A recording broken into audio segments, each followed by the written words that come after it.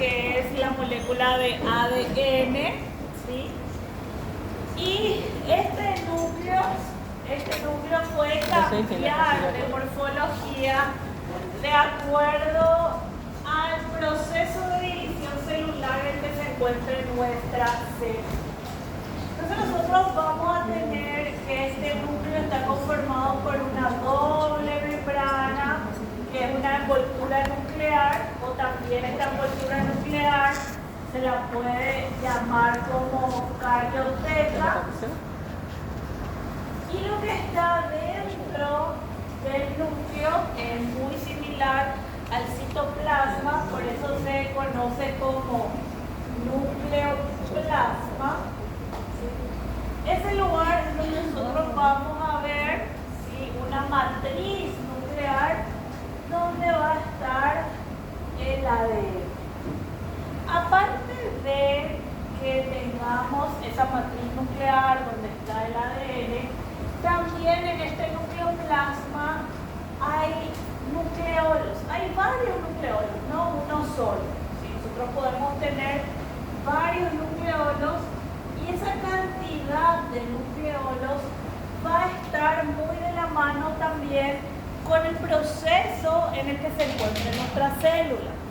Y a ese proceso me refiero al periodo de la interfase. La interfase se divide en 3 periodos que nosotros hablamos de G1, S y G2. El periodo de G1 es el periodo de mayor producción proteica, ¿sí? Y el periodo de fase S es conocido con el nombre de el proceso de replicación. En la fase S es donde ocurre la replicación del material genético y en la fase G2 es un proceso de preparación para la mitosis. Entonces, en el periodo G1 es donde nuestro núcleo se va a ver bien estable, donde nosotros vamos a tener también la mayor cantidad de nucleolos, ¿sí? Y en la fase S y en la fase G2 eso va a empezar a disminuir, porque en esas fases la producción proteica también disminuye. Y en los nucleolos, en estas estructuras, en el nucleolo, nosotros observamos ARN ribosómico. Y vamos a encontrar exactamente los genes que forman ARN ribosómico. El nucleolo es el lugar del núcleo donde ocurre la mayor producción de ARN ribosómico.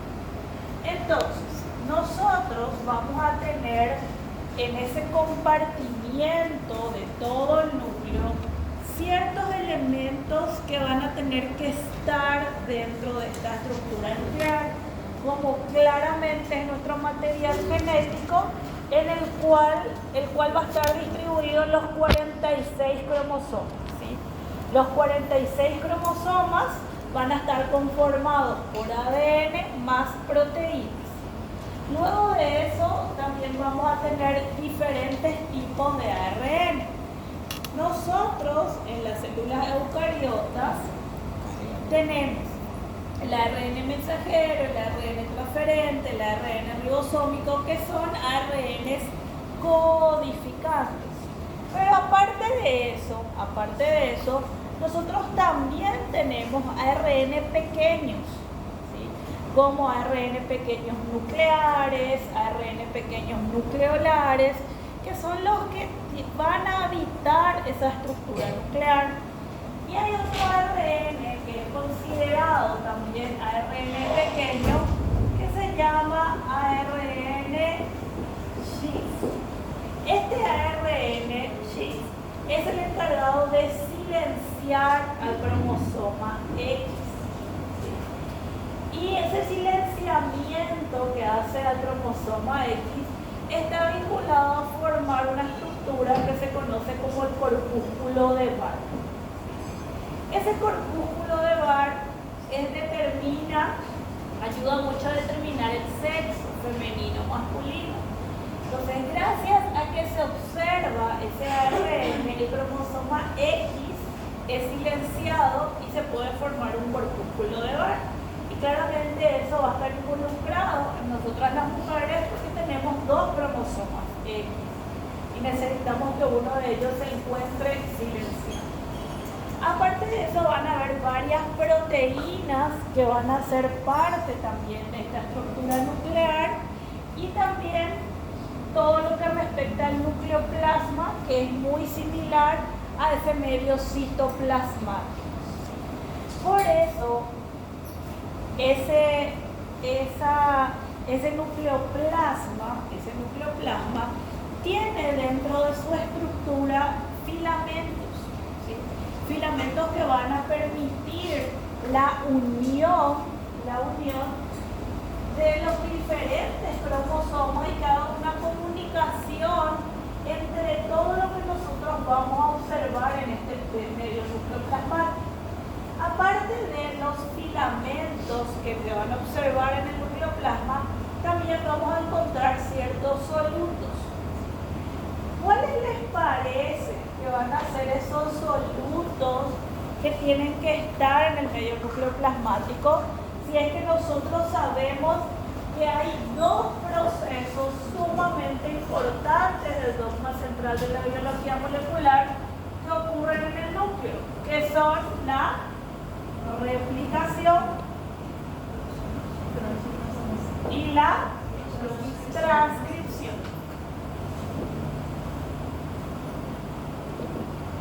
Si estos dos procesos ocurren dentro del núcleo, ¿qué tipo de solutos entonces tiene que haber en el medio nucleoplasmático? ¿Qué creen que nosotros vamos a tener que encontrar en el nucleoplasma? ¿Con qué se construye un proceso de replicación que es generar nuevas moléculas de ARN y con qué se da la construcción de ARN? ¿Cuál va a ser ese soluto? Luis González. Gabrieli, mi querida delegada, Rodrigo de mi corazón.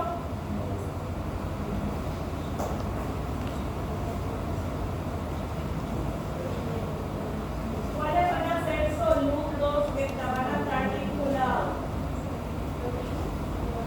Proteínas, sí. Vicios. ¿Cuál se necesita para construir los ácidos nucleicos, chicos?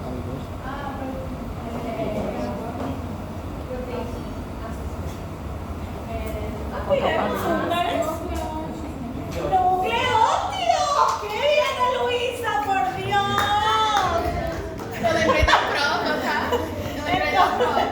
Entonces vamos a necesitar que esté el nucleótido.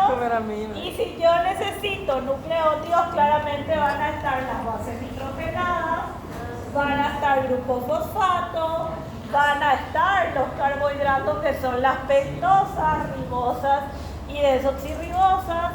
También voy a hablar del magnesio, que el magnesio es un elemento químico que va a ayudar a activar a la enzima encargada de los procesos de replicación, ¿sí?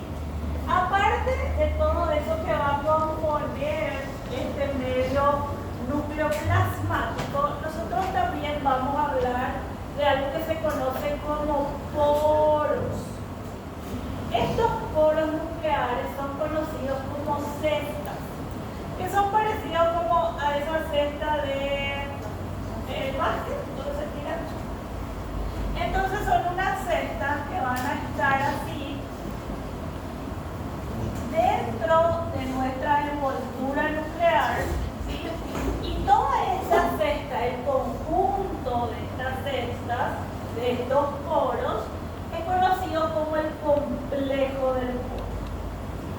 Este complejo del poro lo que va a permitir es la comunicación entre el medio nucleoplasmático y el medio citoplasmático, para que se pueda dar la entrada y salida de proteínas y moléculas que van a ser necesarias, ¿sí? Para que ocurran los procesos aquí y también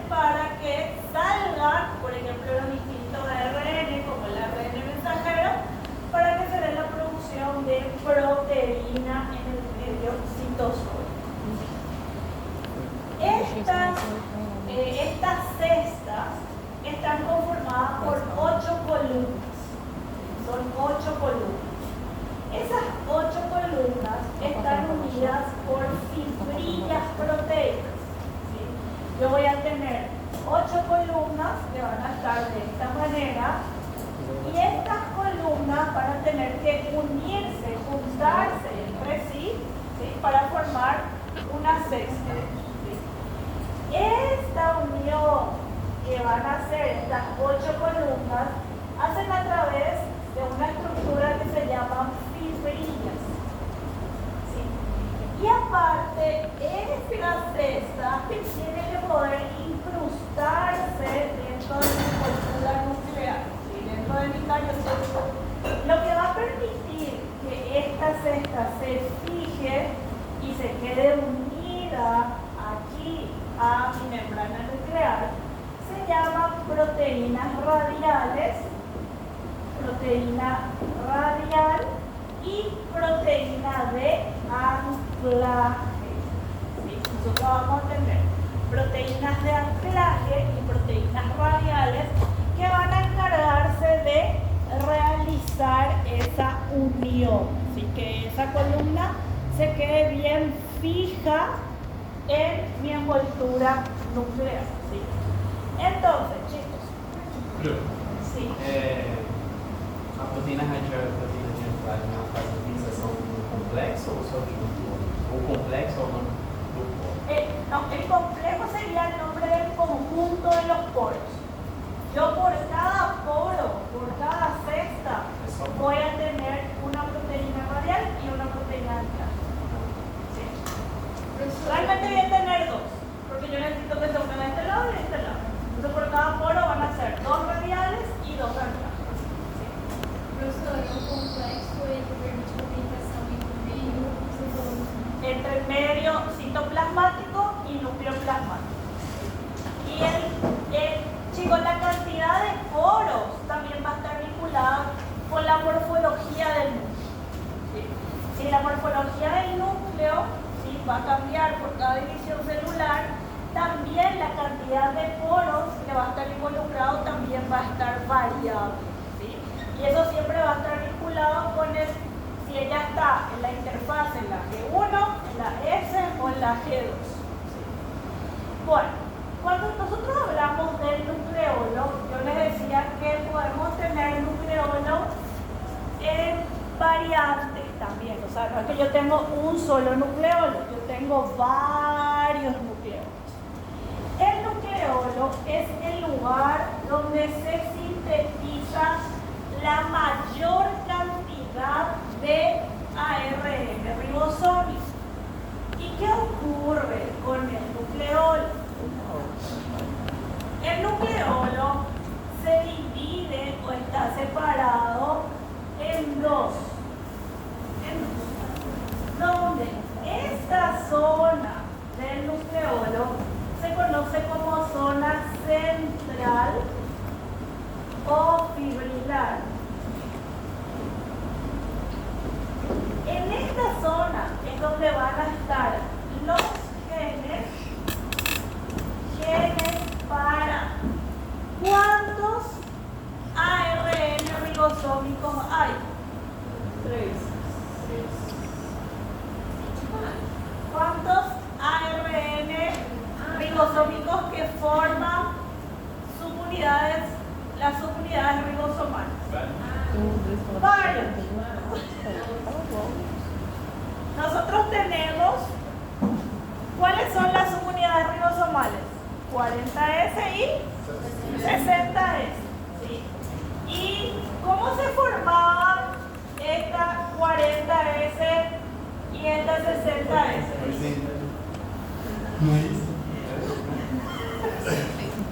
No, cuando ellas se juntan se forma 80S.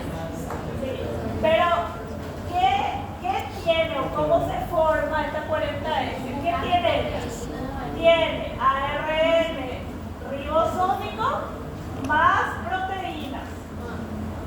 ¿Sí? Y esta también tiene ARN ribosómico más proteínas. ¿Sí? Pero claramente los ARN ribosómicos que forman la 40S van a ser diferentes a la que forman la 60S. Esos ARN ribosómicos, ¿cuáles eran? O 40S é uma ARN de 18S, mais 33 proteínas ¿De cuál es ese? do ribossoma. 40S é uma ARN ribossoma de 33 proteínas ¿Era el 18? e Bueno. 18S, o ARN. Y del 60S era el 28S 5,8S y el 5S más 55 proteínas.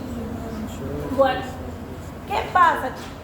Tenemos entonces 4 tipos de ARN ribosómicos. Tenemos el 28S, el 18S, el 5S y el 5,8S.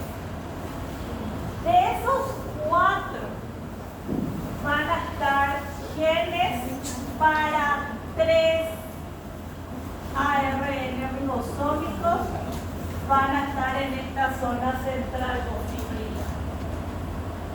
Y los 3 que van a estar acá van a ser el 28S, el 18S y el 5,8S. Acá van a estar los 3 genes de los 4 ARN ribosómicos que conocemos. La otra zona del nucleolo se conoce como zona externa o granulosa. Esta es entonces la zona externa o granulosa. En esta zona que es externa o granulosa, lo que ocurre es el proceso de transcripción. Acá están los genes, pero estos genes se van a transcribir en esta zona. Ellos solamente acá están guardados, pero la transcripción ocurre en la zona externa. Acá va a ocurrir la transcripción y la maduración de estos 3 ARN ribosómicos. Para que estos 3 ARN ribosómicos salgan al medio nucleoplasmático y esperen en el nucleoplasma que también esté listo el otro que es el 5S. Chicos, entonces, el lugar, por ese motivo, el lugar donde se da la mayor producción de ARN ribosómico es en el nucleolo y es exactamente en cuál zona? Externa o granulosa. Pregunta de...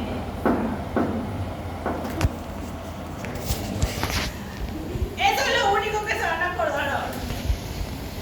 Bueno, entonces, hay en algunas células, que ese nucleolo casi no va a ser visible. Y en una de las células que ese nucleolo casi no va a ser visible, va a ser, por ejemplo, en los espermatozoides.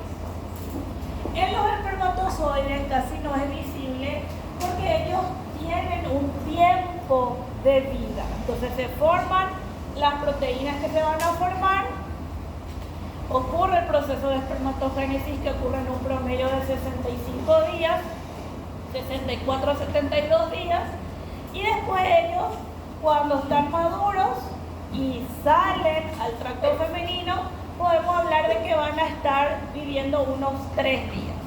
Entonces no hay una necesidad de estar produciendo en abundancia ARN ribosómico. ¿Por qué? Porque ¿para qué sirve el ARN ribosómico? Para formar ribosomas. ¿Y qué ocurre en los ribosomas? ¿La maquinaria para qué es el ribosoma? Para producir proteínas. Entonces quiere decir que mientras más ARN ribosómico hay generándose, mayor es la cantidad de proteínas que está necesitando mi célula. Los ARN abundantes en las células eucariotas son los ARN ribosomas. Bueno, y este es el complejo del poro. Como ven, ella tiene columnas. Este sería entonces un corte donde acá yo puedo ver 5 columnas. Faltan las 3, donde la unión se da a través de fibrillas proteicas. Y aquí tenemos cómo ella se logra encajar, esa cesta se logra encajar en la envoltura nuclear. Acá tenemos esta proteína de anclaje. ¿A qué se parece la proteína de anclaje? ¿Ah? Para mí, ay, qué inocencia. Para mí se parece al sacacorcho del vino. ¿Qué?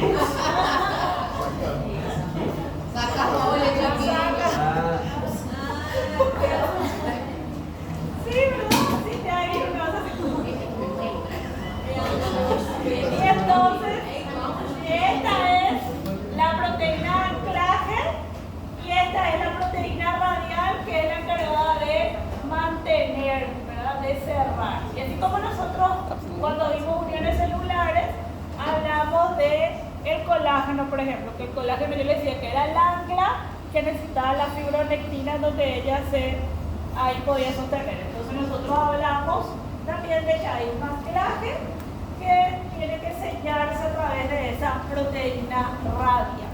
Bueno, y como ya ustedes saben, este complejo del poro, este conjunto de cestas, lo que permite es la importación y exportación de proteínas y moléculas del núcleo al medio citoplasmático o del medio citoplasmático al núcleo. ¿Y qué va a pasar? Hay moléculas y proteínas específicas que van a ser importadas y hay otras que van a ser exportadas. ¿Sí? Las que van a ser importadas son las que van a ir dentro del núcleo, ¿sí? Las que van a ingresar. Chicos, esto tienen que saber.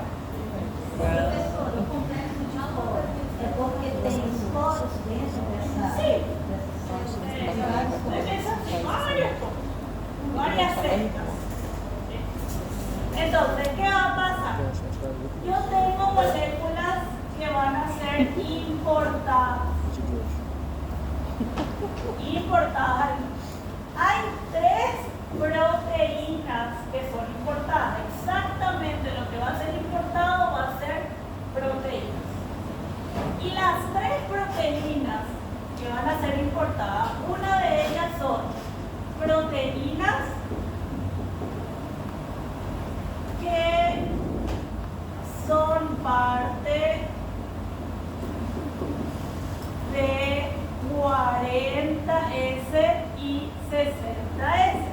Entonces, los que van a entrar van a ser esas 33 proteínas más esas 55 proteínas que se deben de unir al ARN ribosómico. Y esas son las que van a ingresar al núcleo. Otra proteína que va a tener que ingresar al núcleo van a ser proteínas que son conocidas como factores de transcripción. Los factores de transcripción son proteínas. Esas proteínas son encargadas, esas proteínas de factor de transcripción tienen la función de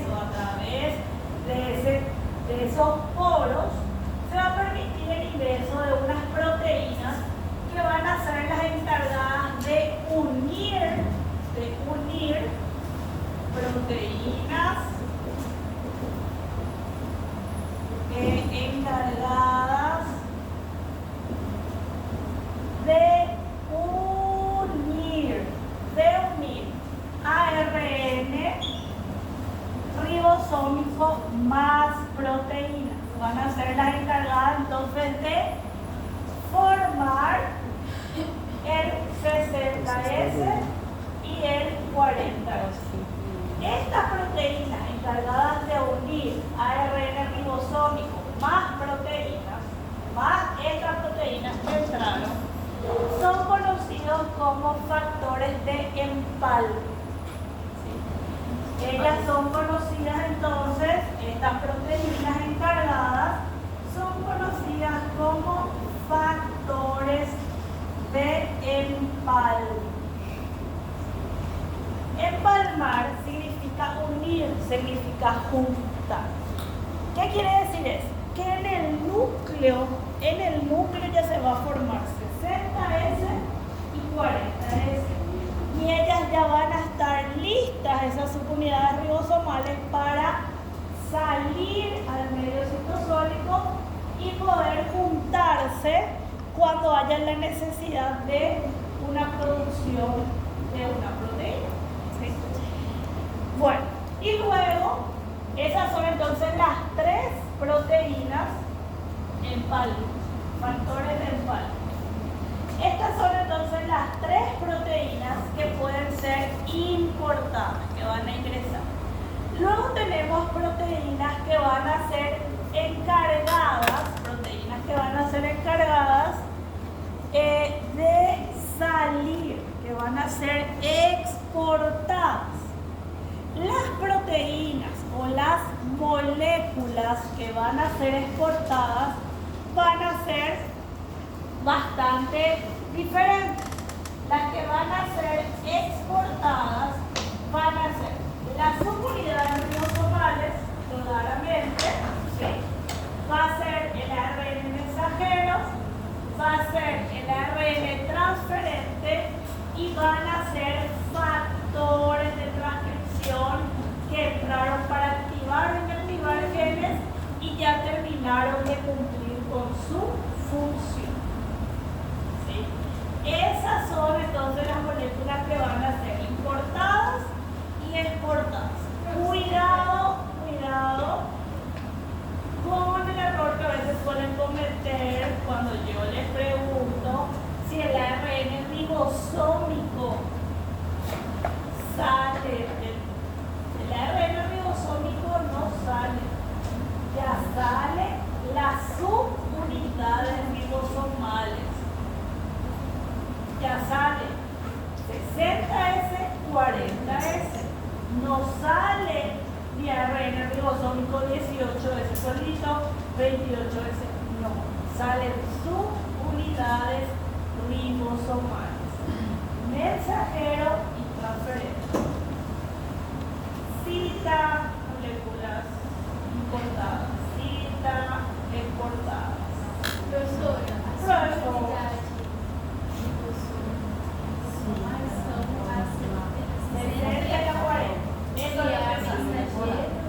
Transferente. No, el ARN mensajero es el que tiene el código genético, el que tiene los codones para saber qué proteína se va a formar.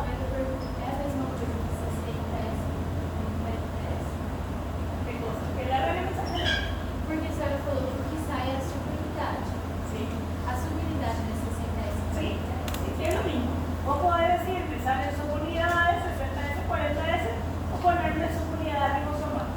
Sería lo mismo. Lo que sale ya son, lo que les estoy dando a entender es eso, o sea, que lo que ya sale son esas subunidades ribosomales que son 40 y 60. Bueno, y ahora vamos a ver cómo se da, cuál es el mecanismo para que se dé esta importación y exportación. Señorita, ¿me prendías la luz, por favor? Alexa. No sé, mi corazón se acaba de venir hoy.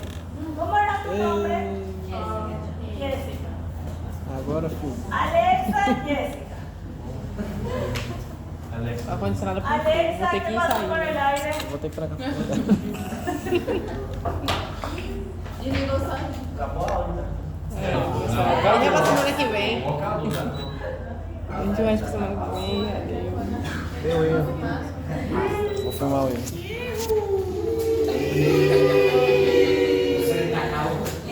Deixa eu ver aí. Meu filho, deixa eu ver aí.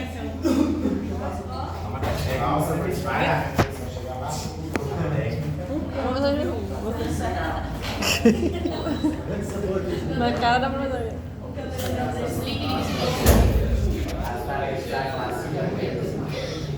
¿Quién les dio ese control a ustedes?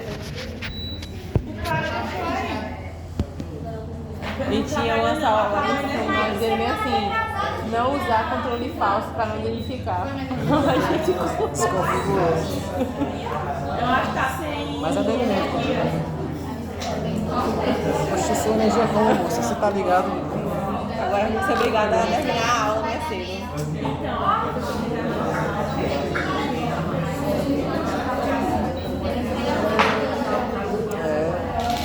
De prova, né?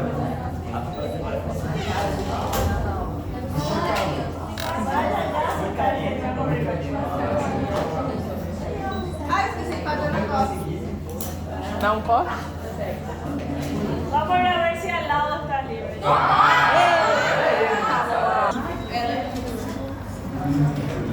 Nossa, Pedro, vai ser gatinho. Acá se ve mejor, ¿verdad?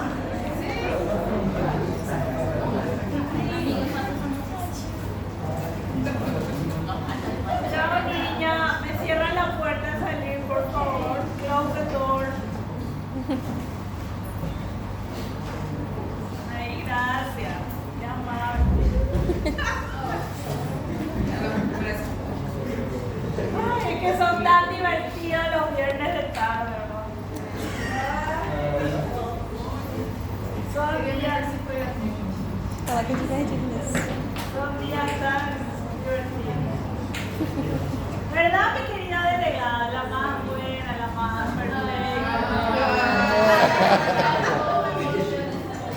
A mais perfeita da secção mate, né? ¿Ah? É a mais La más perfecta de la sección. Não é de todos, não. De todas la sección. Tá gravando, hein, professora? Até o papel puxou. Como é?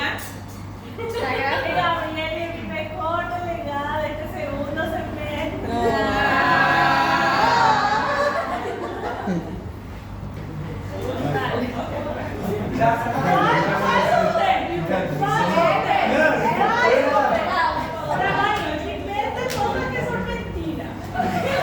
Por lo menos diga una fofoca verdadera. Yo no digo más nada. Ok, vamos a continuar. Dale, Mateo, un vaso, por favor, a su asiento. ¿Dónde va a sentarse? Bueno, Rafael, Vai vir o outro que é. vamos a hablar sobre cómo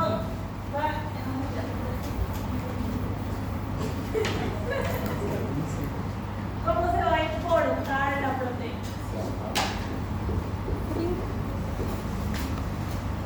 Nosotros vamos a tener nuestra doble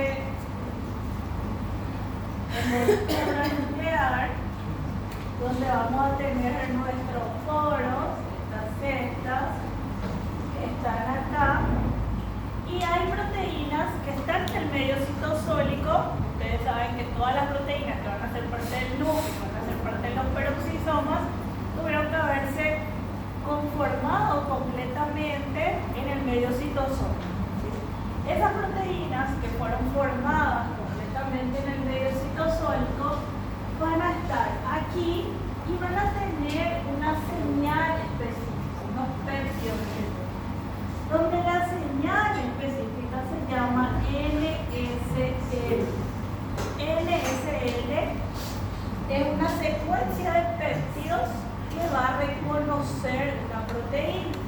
Y como la biología no nos quiere complicar mucho, entonces la proteína que va a reconocer esta NSL se llama importina. Entonces, esta NSL va a reconocer una proteína que se llama importina. Cuando esta importina con esta NSL están unidas, están juntas, nosotros vamos a tener algo que se llama RAN gap. El RAN gap también es una estructura proteica que tiene la capacidad de reconocer la unión de la importina con MSL. En ese momento, RAN gap va a traer una proteína que se llama proteína RAM. Pero esa proteína RAM tiene GDP. Entonces acá va a venir una proteína que tiene GDP que se llama RAN GDP. RAN gap le va a traer a RAN que posee GDP. En ese momento, RAN gap es tan buena, que le va a agarrar a todos juntos. Va a agarrar la proteína que tiene MSL, va a agarrar la importina y va a agarrarle a RAN GDP. Y todo junto va a venir y va a colocarle acá en la entrada de la cesta de este poro. Entonces acá yo voy a tener mi proteína que tiene NSL, voy a tener mi importina que va a estar acá, ¿sí? Voy a tener mi RAN acá GDP, que es RAN GDP, y acá a todo esto le trae esta RAN gap. RAN gap le va a traer y le va a colocar hasta la entrada de la cesta. Pero RAN gap le va a soltar de la mano y le va a decir, ustedes van a entrar, yo me quedo acá. RAN gap no entra, no va a pasar por la cesta. Ella no va a pasar, ella solo va a lanzar. Es como la tierra movediza. Yo me voy y me pongo sobre la tierra movediza y la tierra me empieza a succionar, a meter hacia adentro. Entonces, eso va a pasar por estas. Cuando RAN gap le suelta, en este trayecto, ella va a ir ingresando, va a llegar y se va a abrir la cesta. Cuando se abre la cesta en este trayecto, se fosforiló esta RAN GDP. ¿Sí? A esa RAN GDP se le agregó un fósforo. Este RAN GDP, en ese trayecto, cuando se le agrega un fósforo, es porque ella necesita más fuerza, ¿sí? Necesita más energía para poder romper, hacer esta apertura y ingresar dentro del núcleo.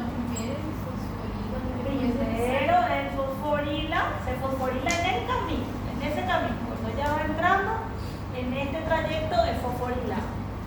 Para que inmediatamente, cuando se abre la cesta, este RAN, que ahora pasa a ser RAN GTP, haga que se pierda la afinidad que tiene la importina por esa proteína que va ingresando. Entonces, ¿qué va a pasar? Cuando esto se fosforila, ingresa, inmediatamente la proteína que tiene la señal NSL va a ser liberada. Ella va a ser soltada. Y de un lado va a tener mayor afinidad. Ahora, este RAN, que ahora es RAN GTP, pero ella va a estar más fuerte unida a la importina. Pues ahora va a quedar la fosforilación. Entonces lo que hace es aumentar la afinidad de RAN con la importina y disminuir la afinidad que tiene la importina por esta proteína, para que esta proteína sea liberada. Aparte de darle la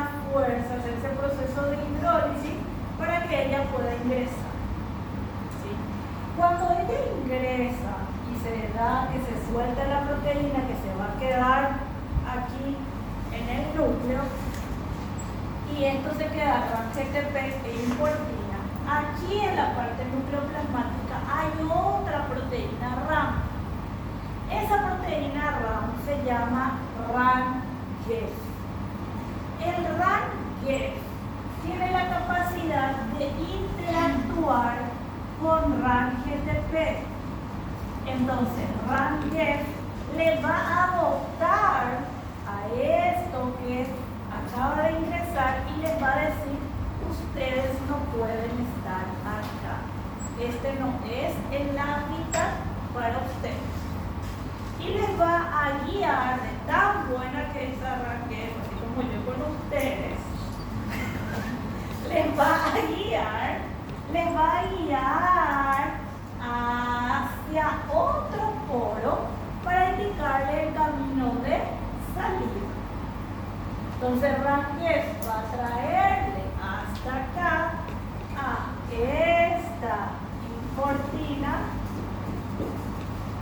y a este GTP con el RAN, o sea, la proteína RAN-GTP. Cuando ella le trae hasta acá, que esto va a traer claramente RAN-GEF, ella lo que va a hacer, el RAN-GEF, sería que le va a impulsar a que ella pase por este poro. ¿Sí? Entonces ella va a enviar, en este poro, va a enviar a la importina con este GTP RAM. ¿Y qué va a pasar? En este trayecto, así como acá se le agregó fósforo, en este trayecto se necesita también energía para que ella termine de ser impulsada, porque el RAN-GEF le impulsó hasta la parte media. Entonces, en ese trayecto, este GTP va a perder un fósforo para que ella, cuando sale acá, salga separada y yo tenga separada de vuelta mi importina y tenga del otro lado ahora de vuelta mi RAN, que ahora es de vuelta GTP. Y esto puede ser de vuelta reutilizado para volver a hacer ese ciclo. Só para deixar iniciar lá dentro. Proteína, para que entre tu proteína, los factores de transcripción que activan y inactivan genes, para que entre tu proteína de empalme, para que entre las 33 y 55 proteínas para formar tu subunidad ribosomal.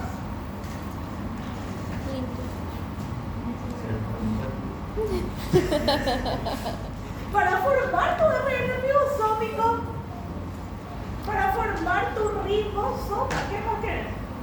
Si no tenés ribosoma, no vas a tener proteína.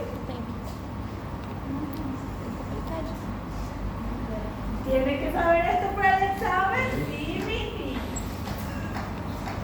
Entonces, por favor, GEF con GTP, nucleoplasma, RAN, RAP con GDP, citoplasma. ¿Sí? Y ahí está resumido, ahí lo que yo les dije. Los 10 pasos ahí están resumidos para que ustedes se tomen el tiempo después de leer. Y ahora vamos a ver lo contrario. Porque también tiene que haber una exportación. No, esto es importación. É pra dentro. Aí agora vai ser exportação. Dale, y cada hora dice que es voluntario para explicar el proceso. Pega o vídeo, gravação no NERD. Já foi. Ahora vamos a ver lo contrario, que lo contrario es más fácil. Y esto ya saben, esto es pan común. Así como la entrega de un regalo. Otro ele sempre inicia com fósforo, certo? O GTP. Ajá. Ya te- Para salir, Aí isso depois ele perde, pierde, se vuelve a hacer un reconocer una proteína. aí reconhece e depois GTP, depois GDP para GTP de novo. Para meter, tiene que meter 33 proteínas, 55 proteínas, factores de transcripción, factores de empalme, un montón de cosas. Sí, es una secuencia peptídica de proteínas. Es una señal, peptido señal. Esse processo acontece quantas vezes para colocar todas elas lá dentro? Sí, mi corazón. Por eso esto tiene que ser reutilizado. Vários e vários. Claro. esse RAM ele é Acho que é uma por como uma. o sinalizador. Un señalizador, un Ele vai reconocedor. por pra dentro e por fora. Ese también es perdido señal. Sí, pero de la exportación. De la exportación.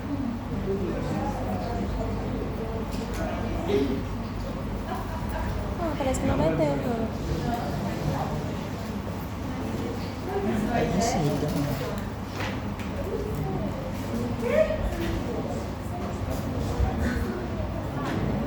¿Lágrima de qué?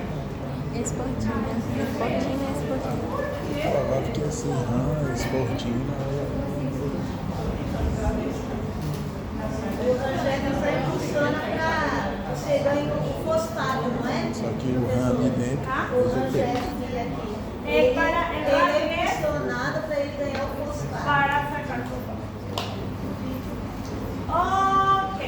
Ahora más fácil es la exportación. Decimos, pero como hay carótico al revés.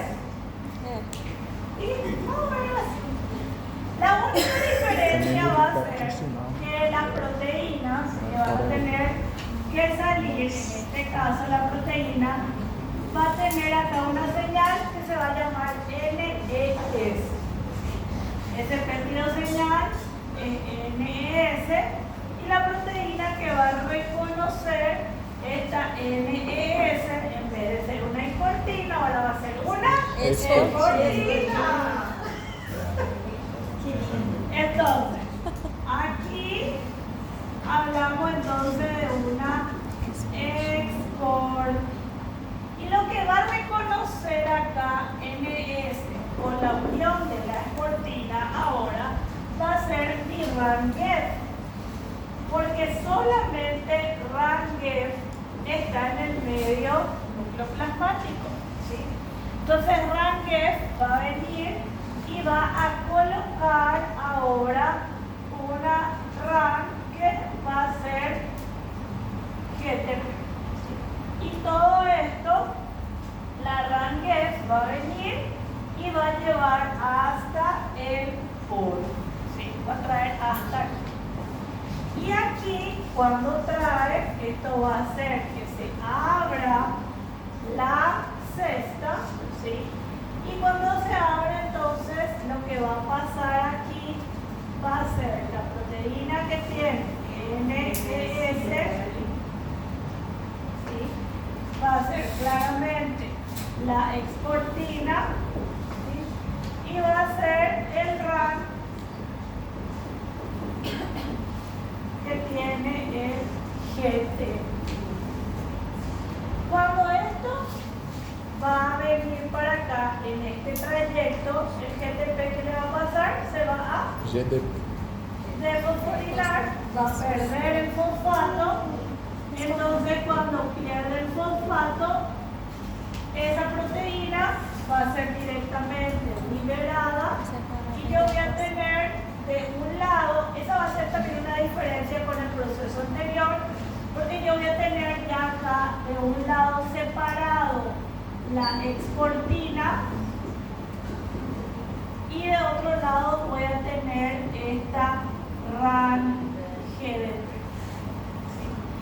Y en este momento esa RAN gap que está acá, porque acá nosotros tenemos RAN gap, le va a agarrar a ellas y le va a enviar. Y en este trayecto, ellas van a ingresar por separado, ellas no van a ingresar juntas, ¿sí? Ellas van a venir y en este trayecto lo que va a pasar es que la escortina va a ingresar otra vez directamente, ella va a entrar la escortina sola, pero en este trayecto mi RAM GDP Vai fosforilar. sí se va a Fosforilar. fosforizar, se va a agregar fosfato, entonces acá va a ser liberado como RAM GDP.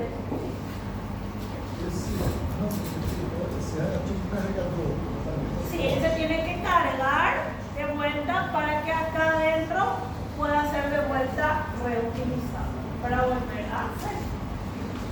Y eso entonces es con el mecanismo de importación. Sí, la escortina tuvo que haber sido una proteína que fue también ingresada de esta manera. Porque en el núcleo no, o sea, todas las proteínas, esta RANGEF también, todas las RAM, todo lo que tiene que estar acá, todo tuvo que haber ingresado. Ahora lo sé.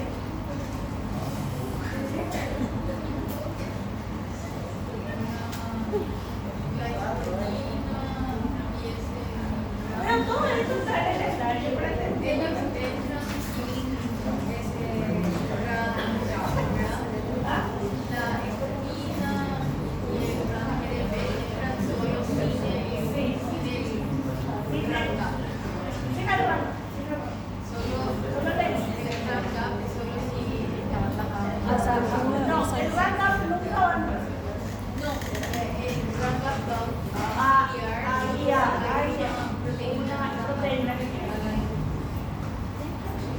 Ok,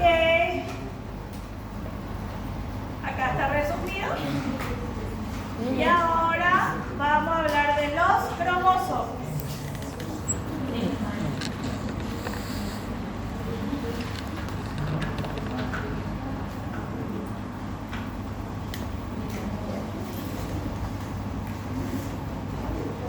Isso é genética? Isso é genética?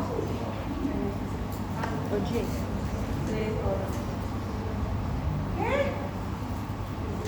¿Qué dijo?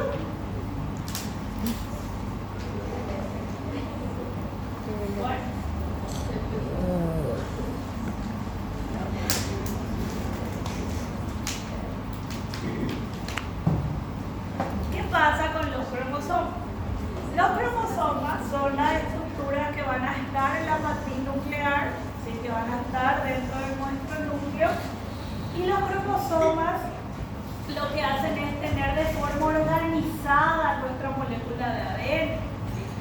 Los cromosomas tienen una molécula o una estructura, mejor dicho, que la forma. Y esa estructura que forma los cromosomas se llama cromatina. La cromatina es una asociación de proteínas. Yo tengo entonces en mi cromatina que la cromatina está conformada por ADN más proteínas, donde estas proteínas pueden ser histónicas y no histónicas, ¿sí? De A. Lo que quiere hacer esta cromatina es ordenar a todo el material genético, porque si yo tengo mi material genético suelto, sin estar asociado a las proteínas, va a ser imposible que ella pueda entrar dentro del núcleo. Porque si nosotros tenemos alargada esa cadena de ADN, ella mide más o menos unos 2 metros. Entonces yo necesito empaquetar a esa molécula de ADN. Y la forma en la que empaqueto es a través de la cromatina para generar cromosomas. ¿Sí? Estos cromosomas están conformados por 2 cromátidas hermanas. ¿Sí? Esta es una cromatida hermana y esta es otra cromatida hermana. ¿Sí? Entonces ella tiene 2. Esto es conocido como cromátidas hermanas. donde estas cromatías hermanas están unidas por una estructura central que se conoce como centrómero. La forma ordenada en la que yo observo los cromosomas, si son 46 cromosomas, yo tengo 22 pares que son somáticos, que me dan 44, ¿sí? Y 2 pares que son los cromosomas sexuales. Entonces, nosotros vamos a tener de forma ordenada, pongamos que este sea un cromosoma 1. Y yo voy a tener al lado ordenado también otro cromosoma 1. Entonces nosotros tenemos dentro de nuestro organismo 2 cromosomas que son homólogos. ¿Sí? Si yo tengo en este cromosoma 1 un gen acá, que supongamos es un gen 1, en el mismo lugar, en la misma localización, yo voy a tener el mismo gen 1. Con la única diferencia que este va a pertenecer a nuestra madre y este a nuestro padre. Por eso yo hablo de que los genes tienen 2 alelos, un alelo materno y un alelo paterno. Yo hablo de un gen que puede ser dominante y un gen que puede ser recesivo. La forma ordenada de ese conjunto de cromosomas es lo que se conoce como cariotipo. Sí, eso lleva el nombre de cariotipo. Dentro de esta estructura del cromosoma hay 3 que son indispensables para que ocurran los procesos de replicación. El centrómero es una de esas estructuras. ¿Por qué?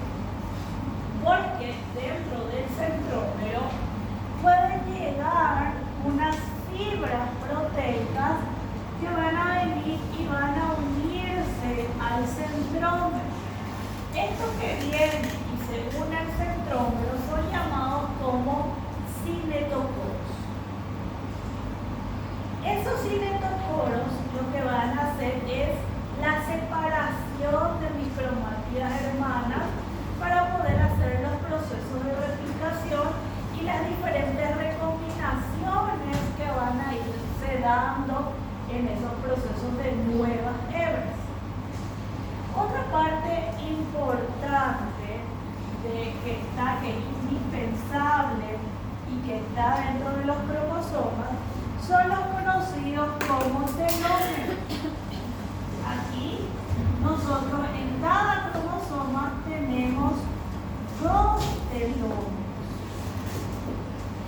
Estos telómeros son secuencias que son repetidas, secuencias de nucleótidos repetidas, donde esas secuencias de nucleótidos son no codificadas. ¿Qué quiere decir eso? Que ellas no están implicadas en formar estructura proteica. ¿Sí? Estos telómeros pueden fusionarse de repente con genes de mi ADN y que eso haga que se pierda material genético. Por eso es que los telómeros están muy relacionados con la senescencia, con el envejecimiento. A medida que mis células se van replicando, las secuencias repetidas de nucleótidos que hay en mis telómeros se van a perder. Si hay una célula que se está replicando, se está reproduciendo más que otra, esa va a tener telómeros más cortos que de otro lugar de mi organismo. Yo puedo tener células que si llegamos a analizar van a tener telómeros más cortos que otras células que tienen menos procesos de mitosis. ¿Sí? Entonces yo no puedo decir que todas las células de mi cuerpo tienen todos mis telómeros, están completos. Algunos, o que todos están de la misma manera. Algunos ya van a perder 100 nucleótidos y otros tal vez 10 o 20. Porque están vinculados con la cantidad de veces que esa célula se ha dividido. ¿Sí? Por Dios. Entonces, esos telómeros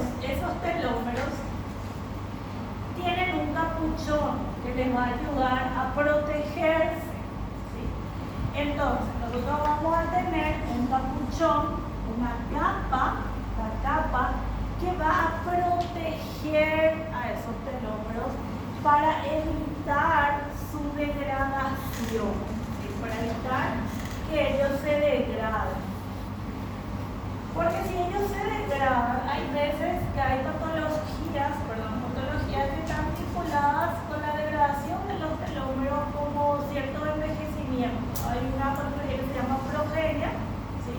Donde las personas ellas nacen bastante envejecidas, la piel bastante envejecida, y eso es a causa de que este capuchón nos está protegiendo a estos telómeros. Y otra estructura que es indispensable y que está dentro de los cromosomas son los orígenes de replicación. Yo puedo tener en un cromosoma varios orígenes de replicación que van a estar ubicados en estos lugares. ¿Sí? En estos lugares hay que tener varios orígenes de replicación. Estos orígenes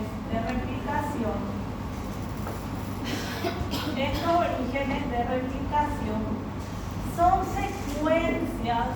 secuencias autónomas, son secuencias de 12 nucleótidos, ¿sí? Son secuencias de 12 nucleótidos que todos los orígenes de replicación que están dentro de ese cromosoma van a ser los mismos. Y estos orígenes de replicación son secuencias muy conservadas, muy conservadas. ¿Qué significa que algo sea muy conservado genéticamente hablando? Que cuando algo muy conservado en genética sufrió algún daño, alguna mutación, es muy probable que ese ser no sea viable, ¿sí? O que desarrolle una patología muy grave. Mientras más conservado sea algo, quiere decir que si eso tiene algún cambio, una variación, va a ocasionar algún inconveniente. Por eso cuando uno hace estudios bioinformáticos, para saber si esa proteína, ese gen, mejor dicho, que nosotros encontramos una mutación, es el motivo por el cual una persona está desarrollando cierta patología, lo que se hace es comparar esa secuencia y comparar con, por ejemplo, la Drosophila melanogaster, comparar con otros organismos que son utilizados para hacer modificaciones genéticas o ciertas bacterias también que tienen conservación amplia de su material genético. Entonces se compara para poder ver y si realmente hay un porcentaje muy diferente, podemos decir no, eso no va a estar implicado, porque no es tan conservado, no es algo indispensable. Pero si el porcentaje de similitud que tiene es muy alto, entonces si hablamos de una secuencia conservada, que si encontramos el daño ahí, es muy probable que esa sea la patología, o sea, ese sea el motivo por el cual se está desarrollando esa enfermedad genética. ¿Sí? Entonces por eso es que los orígenes de replicación son secuencias conservadas. ¿Y qué es lo que ocurre en los orígenes de replicación? Los orígenes de replicación son los lugares donde van a venir y van a ser llamadas todas las enzimas que van a participar en el proceso de replicación. ¿Sí? Hay 10 enzimas que van a trabajar en este proceso de replicación. Claramente cuando nosotros veamos replicación vamos a hablar de cada una de ellas, ¿sí? Ya se agarra la cabeza. Pero sepan que hay dos enzimas que son las que primero van a venir a este origen, que son la topoisomerasa y la hidrolasa.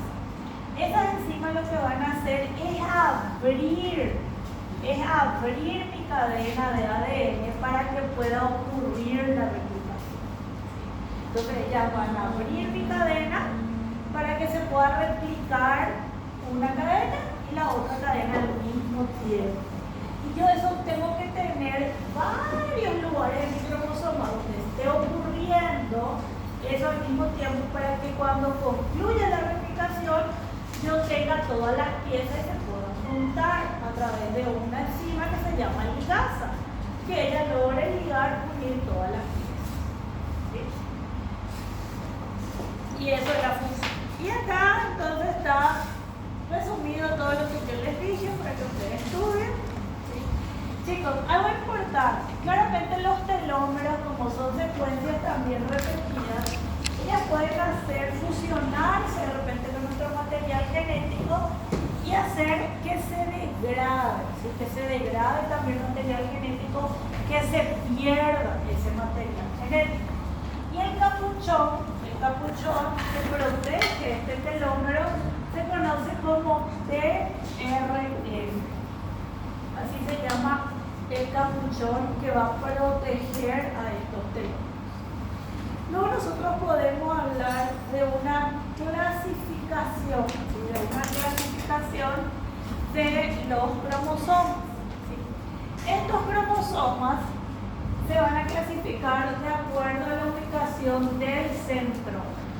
Si el centrómero está en la parte medial, nosotros hablamos de un cromosoma metacéntrico donde no se logra diferenciar el brazo largo del brazo corto, ¿sí? Donde los dos se ven más o menos con la misma longitud. ¿Sí?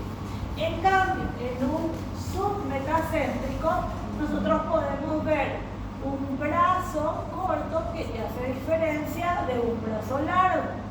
Y de un cromosoma acrocéntrico vemos que el centrómero está más para arriba, donde ya me logra distinguir solamente como dos orejitas de ese brazo corto y el brazo largo mucho más amplio.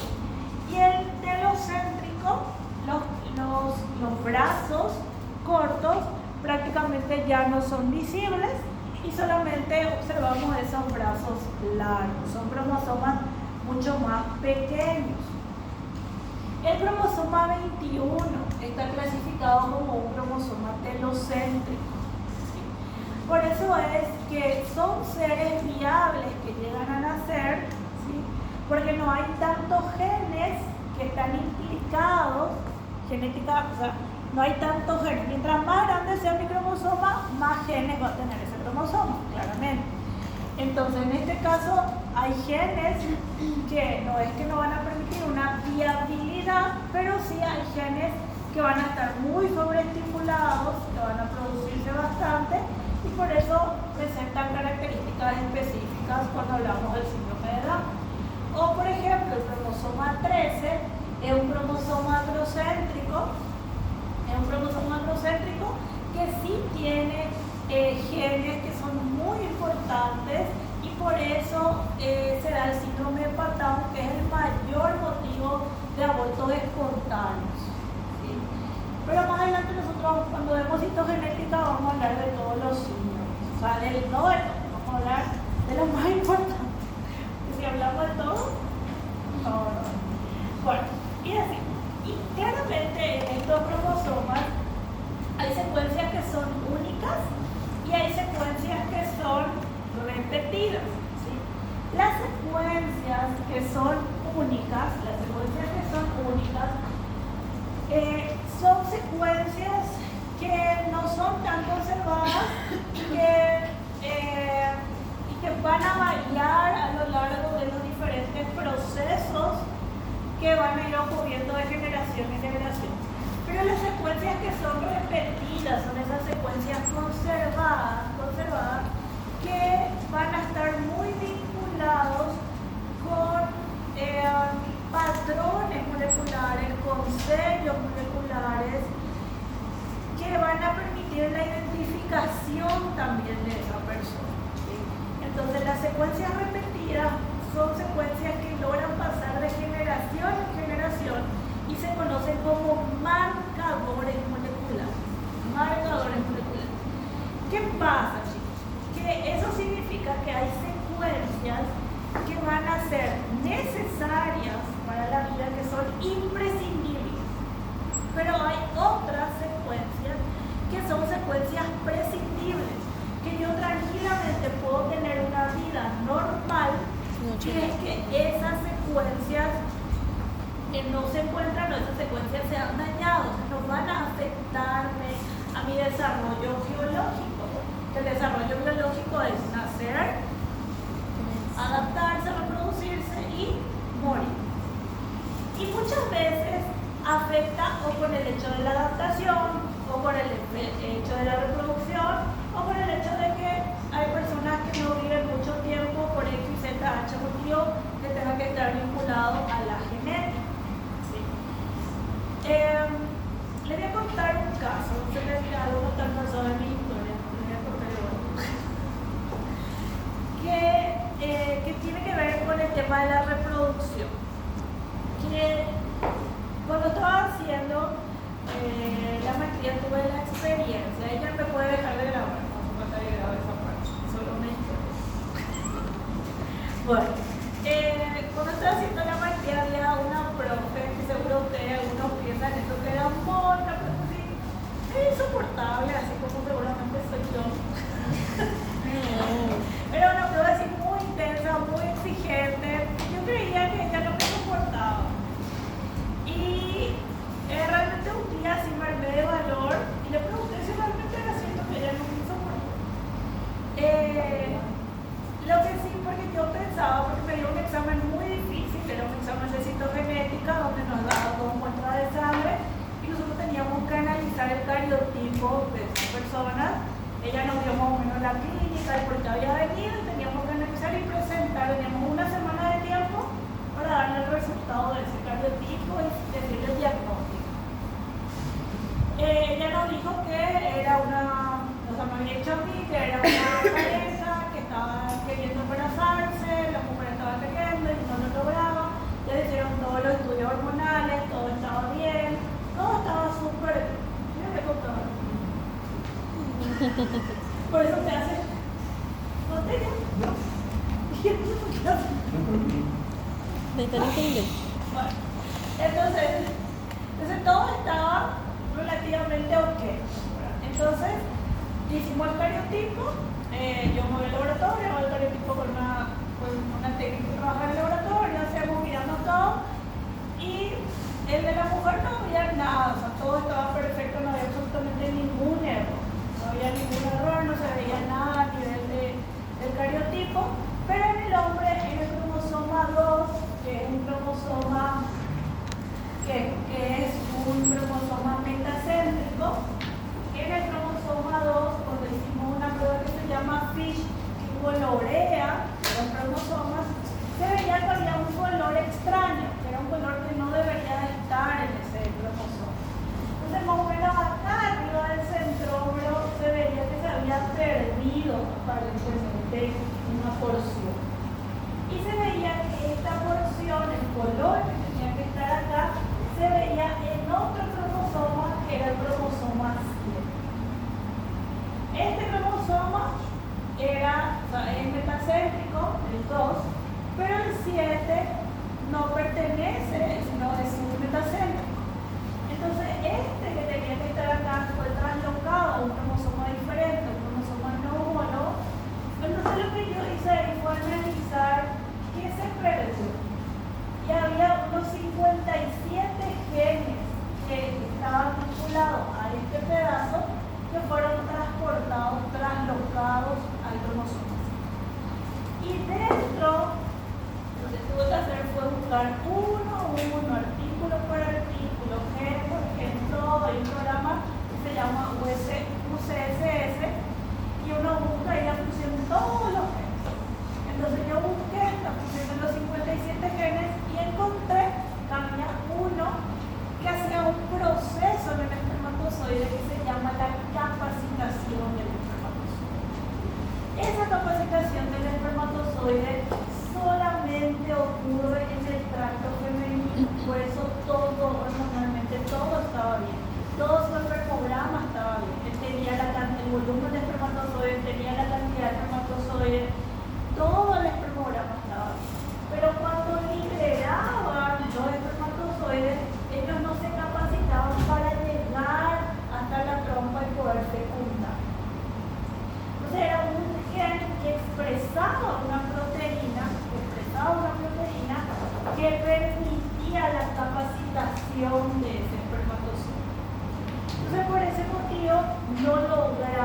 única solución claramente iba a ser una fecundación in vitro. Porque siempre, todas las veces, iba a haber el mismo problema. Porque acá recién ocurre un proceso muy importante de la fecundación que se llama la capacitación del espermatozoide. Una cosa es que el espermatozoide esté maduro y se quede en los testículos. Y otra cosa muy diferente es que ese espermatozoide sea capaz. Y esa capacitación solamente ocurre cuando sube por el tracto sexual. Porque es a nivel genético. Entonces todos los espermatozoides tenían ese problema porque esos espermatozoides no podían modificar a esa proteína. Entonces esta historia continuará cuando vemos el espermograma y te voy a decir cuál era la proteína, cómo será la capacitación también. No se preocupen que vamos a dar fecundación nosotros también. Todos los ¿Vieron que es interesante? Es bastante raro, o sea, realmente no ocurre. Yo había buscado después artículos donde ocurría y había unos 3 artículos, más o menos que yo había encontrado en ese momento. Eso fue en el 2019, fue mi primer año de la maestría, y había 3 artículos en esa época. No había como mucha información respecto a eso. Entonces al final le terminé queriendo por algo que era insoportable, aprendí algo que no pensé que iba a aprender. Y después le tomamos una cerveza.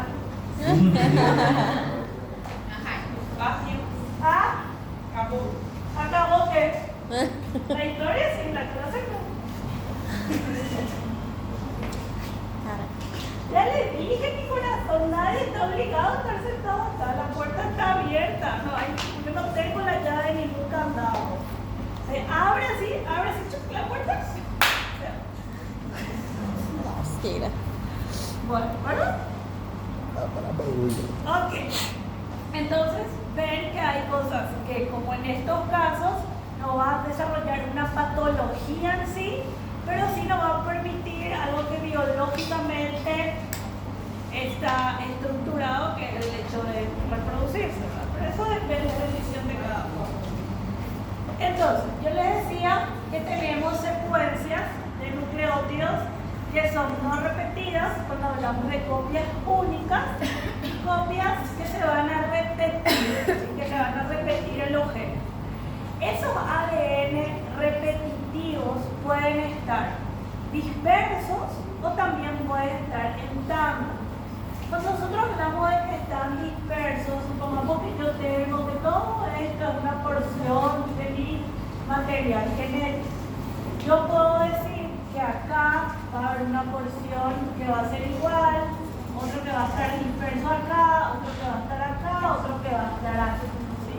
Van a estar dispersos alrededor de ese material. Pero cuando yo hablo que van a estar en tandas, yo estoy diciendo que cada 100 nucleótidos yo voy a observar eso. ¿Sí? Supongamos, acá yo tengo 100 nucleótidos y cada 100 nucleótidos tiene que estar CCA.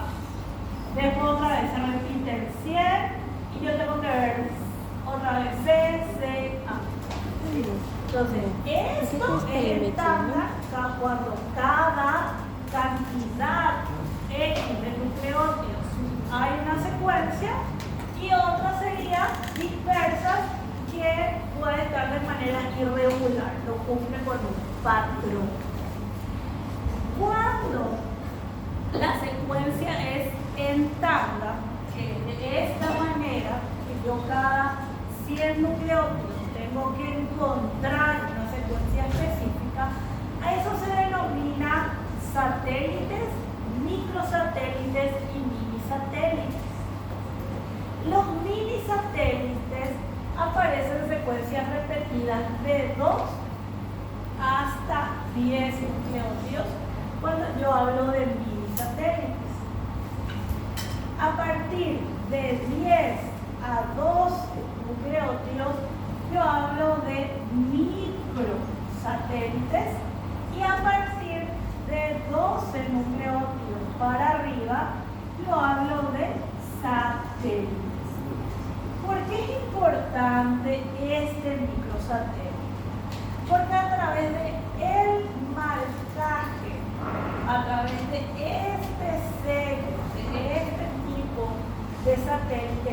hacen los test de paternidad. Estos microsatélites son iguales o parecidos en muchos de nosotros, ¿sí?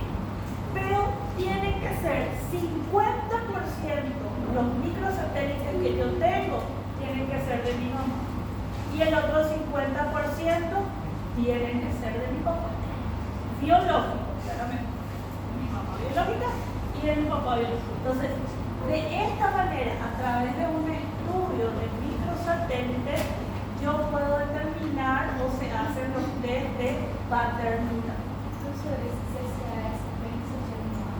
Secuencia de nucleótidos.